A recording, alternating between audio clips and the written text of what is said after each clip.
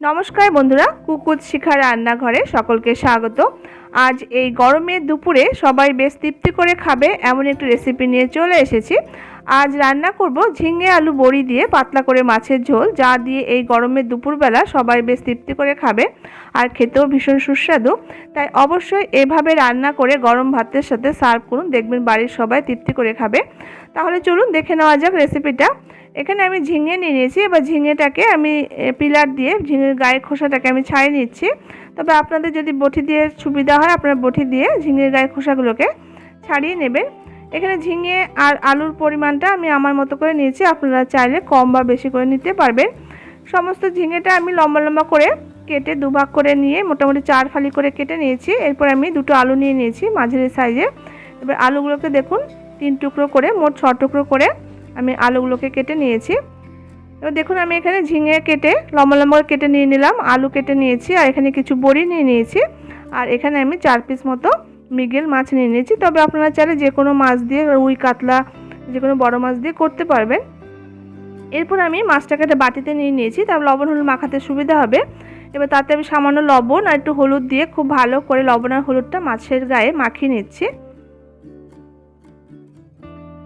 লবণ হলুদটা খুব ভালো করে আমার মাছের গায়ে মাখিয়ে নিলাম। এরপর আমি গ্যাসের উপরে একটা কড়াই বসিয়ে দিয়েছি, তাতে আমি বেশ কিছুটা সরষের তেল দিয়ে তেলটা গরম করে নিলাম। এবার ওই গরম তেলের মধ্যে বড়িগুলোকে প্রথমে ছেড়ে দিয়ে বেশ লাল লাল করে বড়িগুলোকে ভেজে নেব। বড়িগুলোকে দিয়ে দিয়েছি। এবার একটু নাড়াচাড়া করে দেখুন বড়িগুলোকে বেশ লাল লাল মতো করে আমি ভেজে নিলাম। এবার বড়িগুলো তেল থেকে তুলে রাখবো। এই গরমের দুপুরবেলা এরকম হালকা পাতলা ঝোল দিয়ে গরম ভাত দিয়ে মেখে খেতে কিন্তু দারুণ লাগে। এই সময় বেশি তেল মশলাযুক্ত খাবার খেতে কিন্তু ভালো লাগে না, এরকম হালকা পাতলা ঝোল হলে কিন্তু দারুণ খেতে হয়। এরপর বড়িগুলো ভেজে তুলে নেওয়ার পর আমি এখানে লবণ হলুদ মাখানো মাছটা দিয়ে দিয়েছি। 2 পিস মতো দিয়েছি, একবারে আমি সবগুলো দিইনি, তাহলে মাছটা ভাজতে অসুবিধা হবে।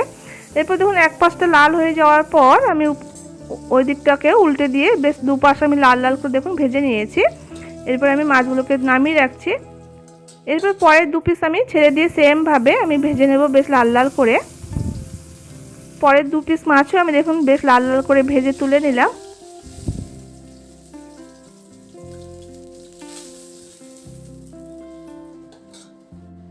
এরপর ওই তেলের মধ্যে হাফ টিস্পুন মতো কালো জিরে দিয়ে দিয়েছি, আর এখানে 2টো কাঁচা লঙ্কা দিয়ে দিলাম তেলের মধ্যে। এরপর কালো জিরাটা একটু ভাজা ভাজা হয়ে যাওয়ার পর এখানে কেটে রাখা আলুগুলোকে দিয়ে দিয়েছি। এবার আলুগুলোকে দিয়ে একটু নাড়াচাড়া করে এবার ঝিঙেগুলোকে দিয়ে দেব। আলুগুলো নাড়াচাড়া করে নেওয়ার পর দেখুন ঝিঙেগুলোকে দিয়ে দিচ্ছি। এবার আলু আর ঝিঙেটা নাড়াচাড়া করে বেশ করে একটু ভেজে নেব। যেহেতু আমি তরকারিতে ডাইরেক্ট রান্না করার সময় ভেজে নিচ্ছি, তাই বেশ কিছুটা সময় ধরে কিন্তু ঝিঙে আর আলুটাকে ভেজে নিতে হবে। ঝিঙে আলুটা দিয়ে মিনিট 3-4 সময় ধরে দেখুন খুব ভালো করে আমি ভেজে নিয়েছি। দেখুন আলুগুলোতে বেশ একটু লাল লাল রং ধরে এসছে। এরপর আমি এখানে ফ্লেমটাকে আমি লোতে করে রেখেছি। এরপর আমি একটা মশলা তৈরি করে নেব, গুঁড়ো মশলা। তাতে আমি একটা বাটি নিয়ে নিলাম। এবার হাফ টিস্পুন হলুদের গুঁড়ো দিয়ে দিয়েছি, 1 টিস্পুন আমি জিরে গুঁড়ো দিয়ে দিলাম, আর 1 টিস্পুন আমি লাল লঙ্কার গুঁড়ো নিয়ে নিয়েছি, আর টেস্ট হিসাবে এখানে লবণটা দিয়ে দিলাম। এরপর জল দিয়ে এই গুঁড়ো মশলাগুলো একটু গুলে নেব। গুঁড়ো মশলাগুলো দেখুন জল দিয়ে খুব ভালো করে গুলে নিলাম। এবার এই গুলে নেওয়া মশলাটা আমি ঝিঙে আলুর উপরে দিয়ে দিলাম, আর এখানে আমি 1 টিস্পুন পরিমাণ আদা বাটা দিয়ে দিয়েছি। খুবই সামান্য পরিমাণ আমি মশলা দিয়েই কিন্তু রান্নাটা করছি। এরপর মশলাগুলো দিয়ে খুব ভালো করে নাড়াচাড়া করে মশলার সঙ্গে আলু আর ঝিঙেটাকে বেশ করে কষে নিতে হবে। ঝিঙে আর আলুটাকে দেখুন খুব ভালো করে বেশ করে আমি বেশ কষিয়ে নিয়েছি। দেখুন মশলা থেকে তেল ছাড়তে শুরু করেছে। এরপর আমি এই পর্যায়ে জল অ্যাড করে দেব। যেহেতু পাতলা মতো ঝোল হবে, তাই জলের পরিমাণটা একটু বেশি দিয়েছি। এবার জলটা দিয়ে একটু নাড়াচাড়া করে নিচ্ছি। এবার হাই ফ্লেম করে দিয়ে ঝোলটাকে ফুটতে দেব। ঝোলটা দেখুন ফুটতে শুরু করেছে। এবার এই পর্যায়ে আমি ভেজে রাখা মাছগুলোকে অ্যাড করে দেব। এখানে আমি 3টে কাঁচা লঙ্কা দিয়ে দিয়েছি। এরপর আমি ভেজে রাখা মাছগুলোকে দিয়ে দিচ্ছি। এই পর্যায়ে মাছগুলো দিয়ে দিলে কি হবে, ঝোলের সঙ্গে মাছগুলো ফুটে গিয়ে বেশ তেল মশলা মাছের মধ্যে ঢুকে যাবে, যার ফলে কিন্তু মাছটা খেতে খুব ভালো লাগবে। এবার মাছটা দিয়ে 2-3 মিনিট নাড়াচাড়া করে একটু ফুটিয়ে নেওয়ার পর আমি একটা ঢাকা দিয়ে 7 থেকে 8 মিনিট মতো লো ফ্লেমে একটু রান্না করে নিলাম। প্রায় 8 মিনিট পর আমি এবার ঢাকাটা খুলে নিলাম। এরপর আমি দেখে নেব। আর আমি ফ্লেমটাকে এই সময় হাই করে দিয়ে দিয়েছি। এবার আমি ভেজে রাখা বড়িগুলো এখানে এই পর্যায়ে অ্যাড করে দিচ্ছি। বড়িগুলো কিন্তু আমি আগে দেইনি। বড়িগুলো দিয়ে যদি বেশিক্ষণ ফোটানো হয় তাহলে কিন্তু বড়িগুলো ভেঙে যেতে পারে, তাই জন্য আমি এই পর্যায়ে দিয়েছি। এবার বড়িগুলোকে দিয়ে নাড়াচাড়া করে মিনিট 3-4 মতো একটু ঝোলের সঙ্গে ফুটিয়ে নিলে দেখবেন বড়িগুলো বেশ ফুলে উঠবে আর একটু কিন্তু ভাঙবে না।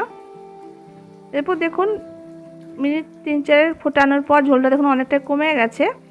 আর আমি এইরকম পাতলা মতো ঝোল করে রাখবো। তবে আপনারা যদি একটু গাঢ় করতে চান সেক্ষেত্রে কিন্তু 2-3 টুকরো আলুকে একটু ভেঙে দিলে কিন্তু দেখবেন ঝোলটা গাঢ় হয়ে যাবে। রান্নাটা হয়ে গেছে আর দেখুন কতটা সুন্দর দেখতে হয়েছে আর খেতে কিন্তু ততটাই সুস্বাদু। এবার আমি একটা বাটিতে এটাকে সার্ভ করে নিয়েছি। তাহলে বন্ধুরা আপনারাও এই গরমের দুপুরে এরভাবে ঝিঙে আলু দিয়ে বড়ি দিয়ে এরকম পাতলা করে মাছের ঝোল রান্না করে খেয়ে দেখুন, দেখবেন বাড়ির সবাই বেশ তৃপ্তি করে খাবে। আশা করছি মাছের ঝোলের এই রেসিপিটা আপনাদের কাছে খুব ভালো লেগেছে। যদি ভালো লেগে থাকে তাহলে অবশ্যই একটা লাইক করবেন, শেয়ার করবেন। আর আপনি যদি নতুন বন্ধু হন, যদি চ্যানেলটি নতুন দেখে থাকেন, যদি ভালো লেগে থাকে তাহলে চ্যানেলটি সাবস্ক্রাইব করার অনুরোধ রইল। দেখা হচ্ছে পরবর্তী কোনো রেসিপির সঙ্গে। ততক্ষণের জন্য সবাই খুব ভালো থাকবেন, সুস্থ থাকবেন। ধন্যবাদ।